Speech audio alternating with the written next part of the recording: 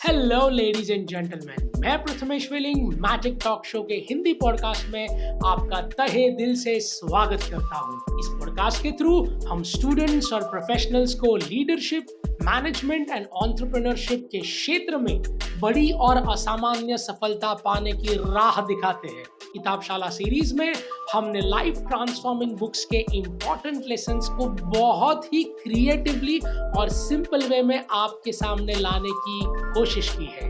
यानी कि पूरी किताब का सारांश सिर्फ 7 मिनट और 7 लेसन्स में।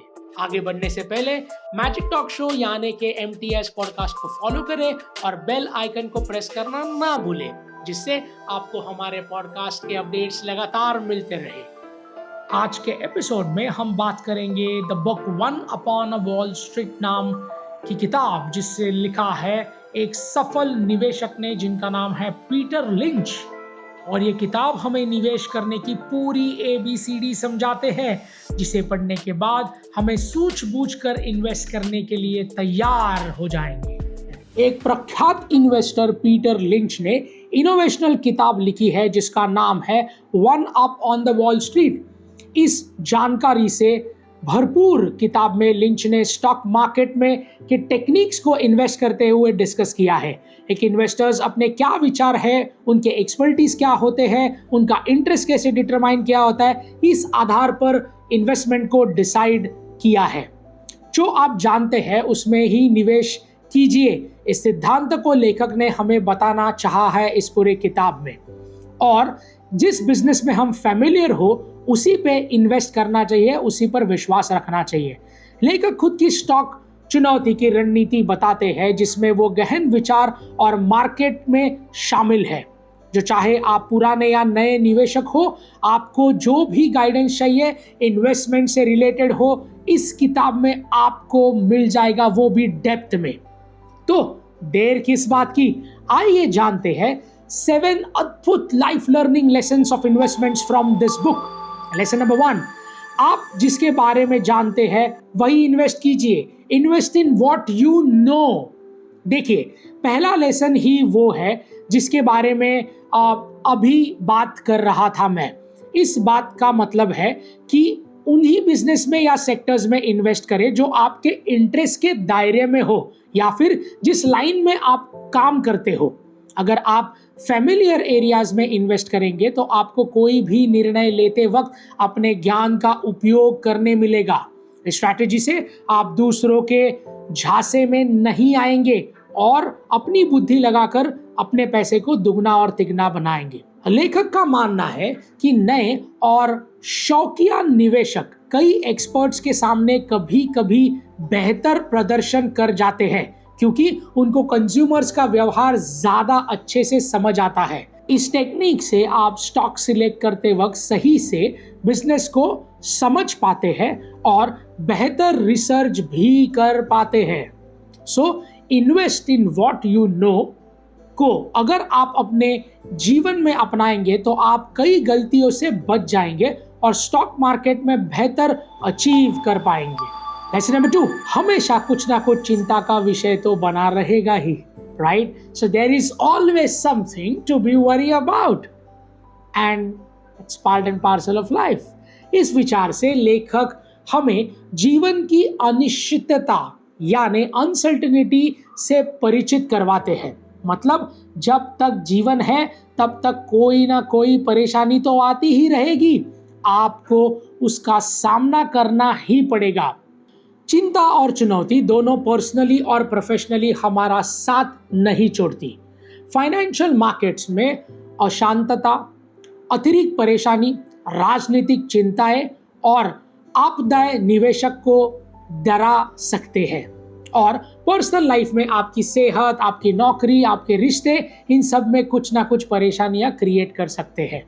लेकिन ये हमेशा चलने वाली चिंता अक्सर बुरी नहीं होती, क्योंकि आपको पहले से आने वाली परेशानियां के लिए तैयार करती है और बुद्धिमानी से कोई सोच विचार करने पर प्रेरित करती है।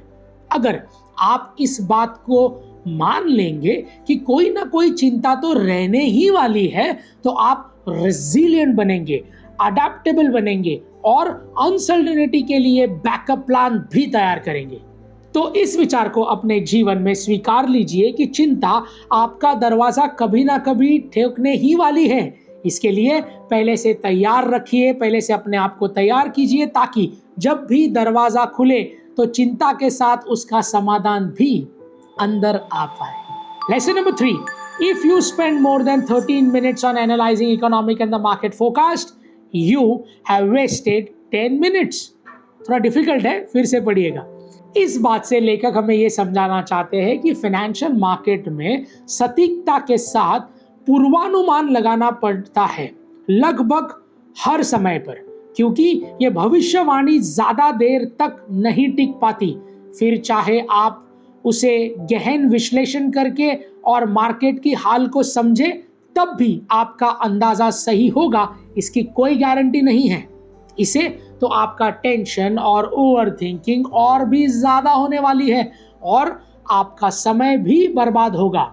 इसलिए लेखक बाजार में तुक्का लगाने से बचने के लिए लगातार कहते हैं और निर्णय लेने से पहले 100 बार विचार करने की सीख देते हैं।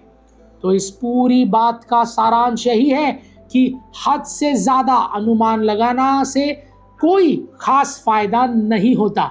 इसलिए बेहतर है कि आप अपने सोच विचार को निर्धारित कीजिए और एक बाउंड्री दीजिए। लेसन नंबर 4, ऐसा बिजनेस चुने जिसे कोई भी चला सकता है। Go for the business that any idiot can even run. इस बात को कहकर आप ऐसा कोई बिजनेस करें जिससे कोई गधा भी चला सकता है। लेखक आपका इंसल्ट नहीं कर रहे, please don't get him wrong.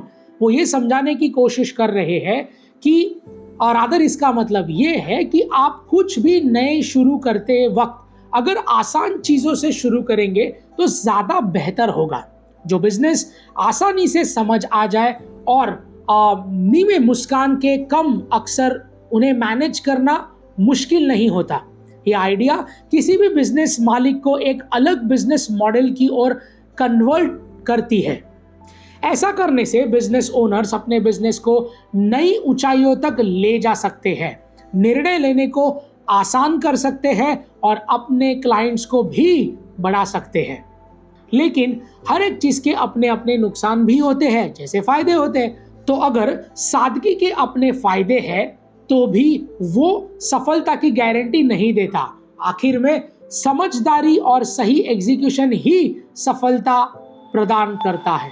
Lesson number 5, अच्छी दौड़ के बाद जल्दी आउट होने से डरना नहीं। After a great run don't be afraid to get out early. जब आपकी इन्वेस्टमेंट्स का रिटर्न काफी अच्छा आ गया है तभी आपको उस अमाउंट को बाहर निकालकर सेव कर देना है, भले उसकी ग्रोथ और भी ज्यादा चांसेस हो या ना हो। इस स्ट्रैटेजी से आप मार्केट के पलट जाने के खतरे से बच सकते हैं, जिसके कारण आपका सारा मुनाफा पानी में मिल जाएगा। ऐसा नहीं होगा। अगर आप अच्छे रिटर्न्स के बारे में स्टॉक से ज़्यादा बिजनेस और अपना अमाउंट बाहर निकाल लेते हैं तो अपने पैसों को सुरक्षित कर रहे हैं और उसी वक्त अपने फिर से इन्वेस्ट भी कर सकते हैं अलग स्टॉक्स में। इस रणनीति से आप जल्दबाजी में गलत निर्णय लेने से बचते हैं और जोखिम से संभालना सीख है। देखिए, अब प्रॉफिट और बढ़ने के चांसेस है तो हम उसे बाहर क्यों निकालेंगे, है ना? लालच तो होगा ही, कुछ दिन और रख देते हैं इन्वेस्टमेंट, प्राइस थोड़ी और बढ़ जाएगी, थोड़ा मुनाफा और हो जाएगा, ऐसे सारे ख्याल आपके दिन में आएंगे। लेकिन मान लीजिए शेयर बाजार में लालच कोई सीमा नहीं होती और ये आपको कभी भी धोखा दे सकती है। तो जितना मुनाफा हो गया है उसमें संतुष्ट रहिए और यूज सेफगार्ड कीजिए। तो जितना मुनाफा हो गया है उसमें संतुष्ट रहिए और उसे सेफगार्ड कीजिए। तो सुन रहे हैं ना इन्वेस्टर्स, स्टॉक मार्केट तो यही रहने वाला है। फिर से इन्वेस्ट करने का मौका भी यही मिलेगा, लेकिन आपके प्रॉफिट्स उनका कोई भरोसा नहीं है। वो आज है तो कल शायद नहीं है। इसीलिए जो भी करे सोच समझ कर करे। Lesson number 6, don't over complicate things. ये एक ऐसी एडवाइस है जो ना सिर्फ फाइनेंशियल एरिया में बल्कि जीवन के हर पहलू पर लागू होती है। फिर चाहे कोई बिजनेस की बात हो, निर्णय लेने की बात हो या फिर किसी भी प्रॉब्लम का सॉल्यूशन ढूंढने की। फिर चाहे वो बिजनेस की बात हो, निर्णय लेने की बात हो या फिर किसी प्रॉब्लम का सॉल्यूशन ढूंढने की बात हो, हर वक्त चीजों को जटिल बनाने से कुछ हल नहीं होता। इस पॉइंट को लेखक सादगी और स्पष्टता से जोर देकर समझाते हैं।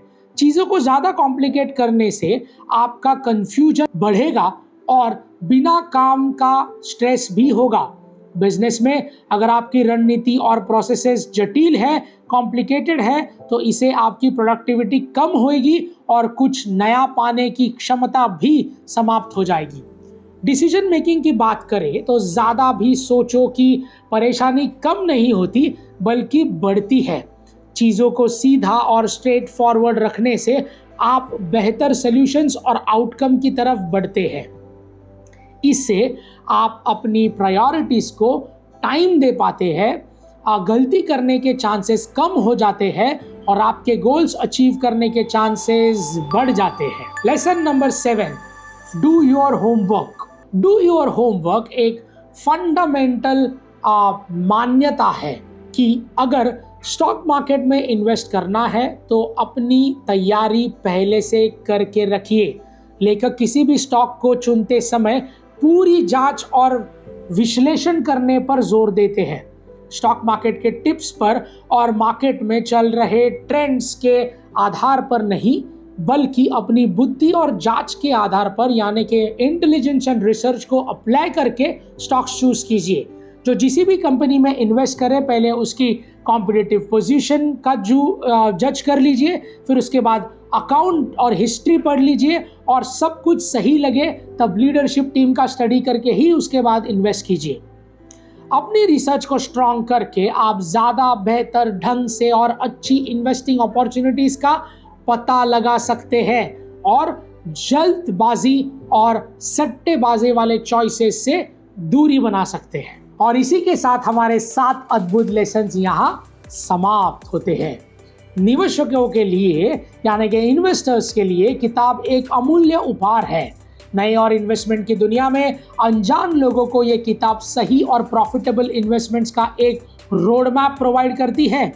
इस किताब में पीटर लिंच ने जटिल समस्याओं के सीधा समाधान दिया है, जिसके कारण ये किताब निवेशकों के लिए, इन्वेस्टर्स के लिए हमेशा करीबी साबित हुई है।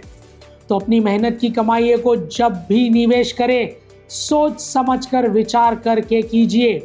यानी कि पीटर लिंच ये समझाने की कोशिश कर रही है कि रिसर्च और इंटेलिजेंस पर ध्यान केंद्रित कीजिए।